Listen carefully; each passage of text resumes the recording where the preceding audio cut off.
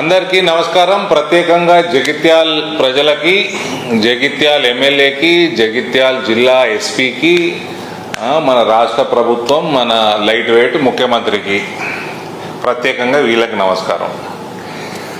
జగిత్యాల్ సోదర సోదరి వల్ల అందరు వినాలే. ఇది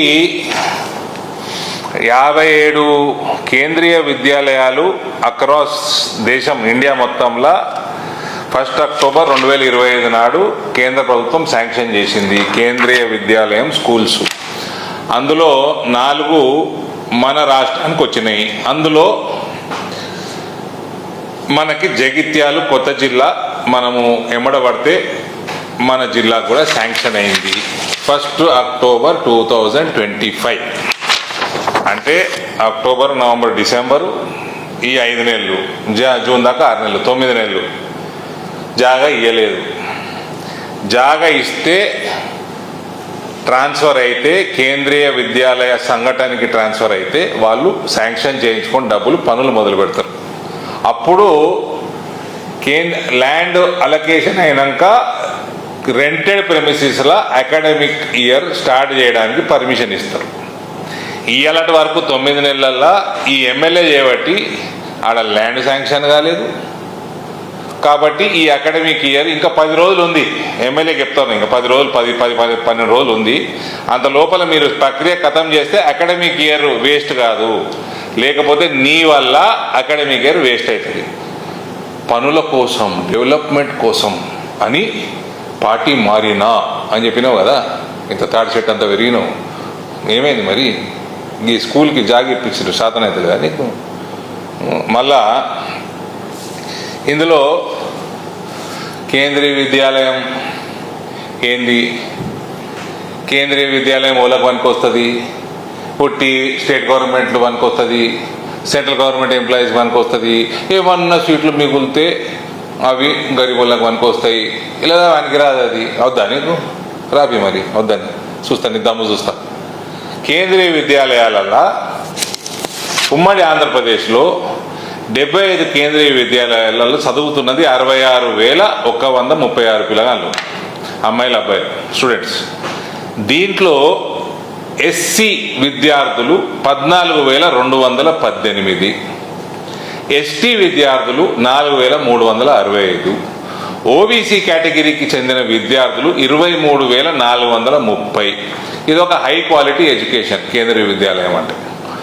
కేంద్ర ప్రభుత్వ ఉద్యోగాలు కేటగిరీ 1 మరియు కేటగిరీ 2 24,784, రాష్ట్ర ప్రభుత్వ ఉద్యోగులు కేటగిరీ 3 8,369, కాంట్రాక్ట్ ఉద్యోగులు కేటగిరీ 4 2,092, సాధారణ వ్యక్తులు 30,065. సాధారణ వ్యక్తుల సీట్లు పొందే శాతం 45.46%. ఇది ఇందులో హైదరాబాద్ రీజియన్ కూడా ఉంటుంది. ఆడ ఎంప్లాయీస్ ఎక్కువ ఉంటారు. అట్లా ఎంప్లాయీస్ ఎక్కువ ఉన్న చోట్లు ఉంటాయి. జగిత్యాల్లో నాకు తెలిసి 50% కంటే ఎక్కువ సాధారణ కుటుంబాల నుంచి వచ్చిన పిల్లగాళ్ళకి ఒక మంచి సిలబస్ నుంచి మంచి ఎడ్యుకేషన్ అందించే వ్యవహారం. దీనికి స్థలం కేటాయించడం రా నాయన అంటే ఎక్కడెక్కడనో కేటాయిస్తున్నాడు. అదేంది ఊరవతల ఒకటైతే నా పార్లమెంట్లోనే లేదు. ఆడ మెయిన్ రోడ్కి 6 కిలోమీటర్ లోపల ఆ డబల్ బెడ్రూమ్లు కట్టి లేను. ఆ డబల్ బెడ్రూమ్ ఉంటుండే దగ్గర దిక్కులేదు, ఇంకా అలా సౌలతులే లేవు. దాని వెనుక ఇదండి చెలగల్ మెయిన్ రోడ్ మీద ఉంది. పిల్లలు రావడానికి పోవడానికి సౌకర్యంగా ఉంటుంది. డే స్కాలర్ స్కూలు, పేరెంట్స్ రావడానికి పోవడానికి పికప్ చేసుకోవడానికి చాలా సౌకర్యంగా ఉంటుంది. అది ఎవే అంటే ఉత్తమ్ కుమార్ రెడ్డి ఇస్తలేడు. పికనికి పోయినావు నువ్వు కాంగ్రెస్ పార్టీలకి? ఏం డెవలప్మెంట్ చేయనీకి పోయినావు? ఇవి వేసుకపోయినీకి పోయినావా? సో ఉత్తమ్ కుమార్ రెడ్డి ఏంటికి ఇయ్యాడు? ఆయన జాగానా? ఆయన పిల్లలు కూడా లేదు ఆయన పెట్టుకోనికి జాగా.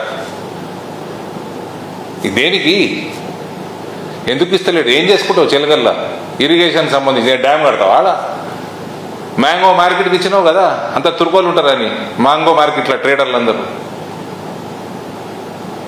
చెలగల్ ల్యాండ్లో 10 ఎకరాలు, నిజామాబాద్ కార్పొరేషన్లో 8 ఎకరాలలో కేంద్రీయ విద్యాలయం స్కూల్ నడుస్తూ ఉన్నది గత 2-3 సంవత్సరాల నుంచి. నిజామాబాద్ కార్పొరేషన్ కంటే జగిత్యాల్ మున్సిపాలిటీ పెద్దది కాదు కదా. 10 ఎకరాల స్థలం కేటాయించాలి.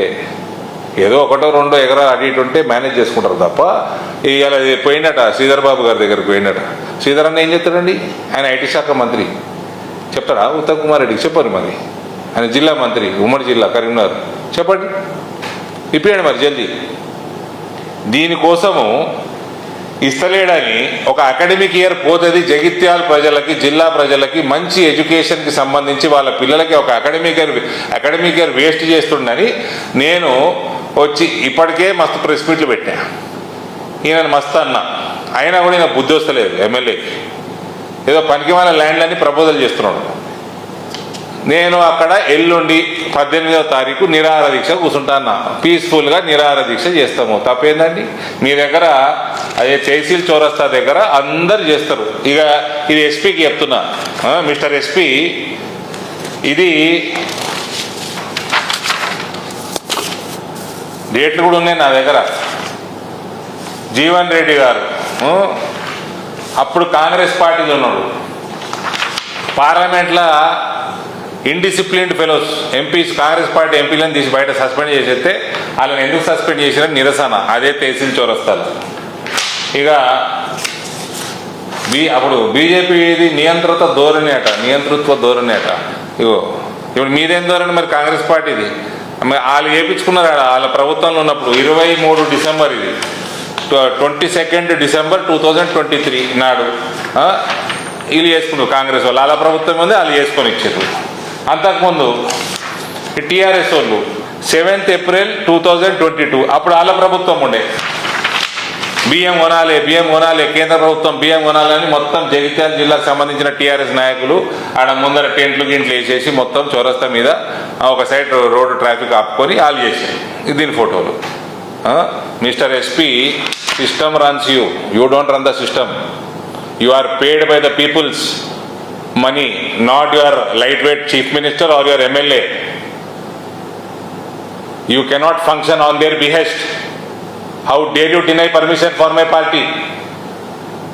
Don't you think we will note this? ఎట్లా అయ్యావు పర్మిషన్?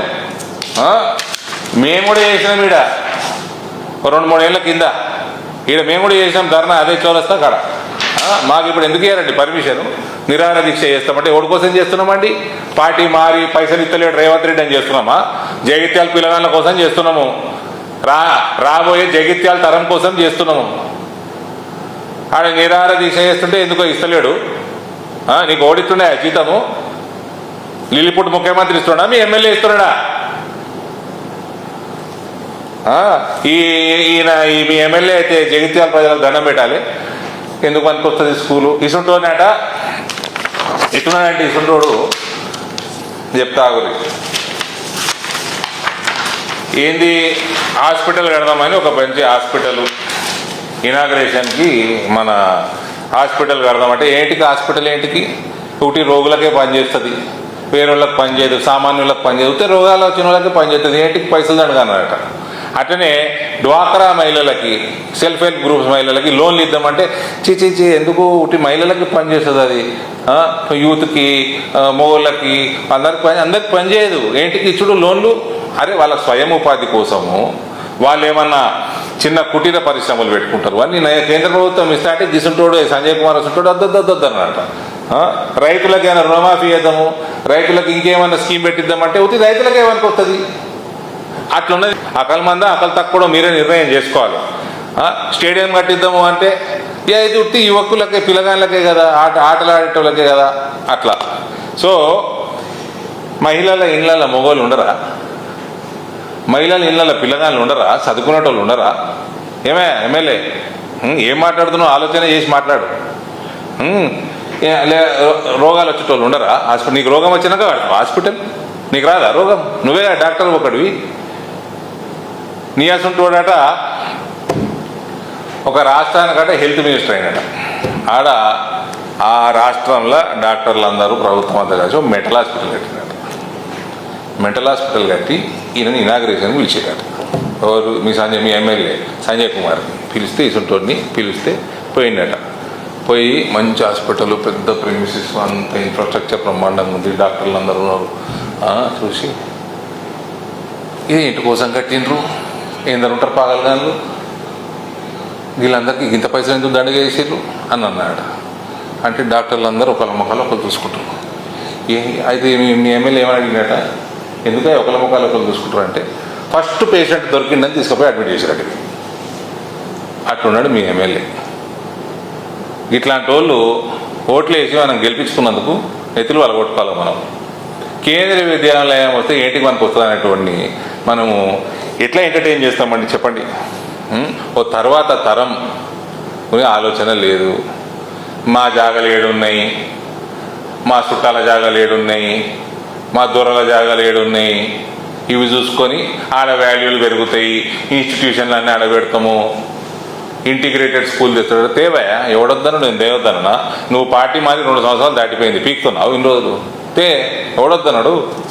కాబట్టి ఇవన్నీ ఫాల్తు లెక్కలు బంద్ చేయి, తొందరగా 10 రోజులు తీసుకురా. నాకేం షోక్ లేదు వచ్చి ఎండలో కూర్చొని ఉపాసం ఉండనీకే, నాకేం షోక్ లేదు.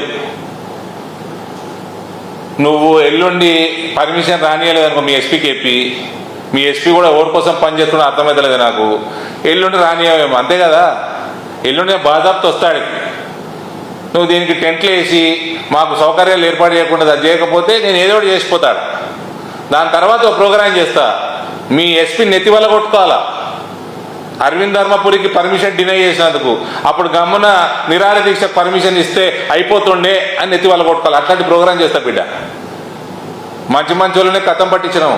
మీ చెల్లె ఏమవుతుందో మీ కల్వకుట్ల ఈ కాంగ్రెస్ వాళ్ళకి బుద్ధి ఉండాలి. ఈయన ముమ్మాటికి ఎప్పటికైనా టీఆర్ఎస్ వాడు అయినా మీకు బుద్ధి ఉండాలి. జీవన్ రెడ్డి గారిని వదులుకున్నారు సరే, ఆయన ఏజ్ అయిపోయిందా ఏమైపోయిందా, కానీ ఆయన ఒక బ్రాండ్ ఉండే కదా.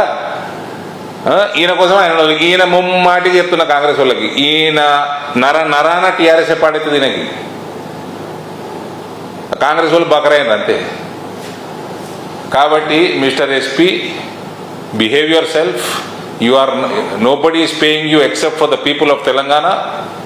You cannot act on the behest of your light-weighted chief minister or your MLA or any Congress leader there. You cannot stop in a democracy. You cannot stop an peaceful agitation. Start behaving. Thank you. Bharat Mata ki jai.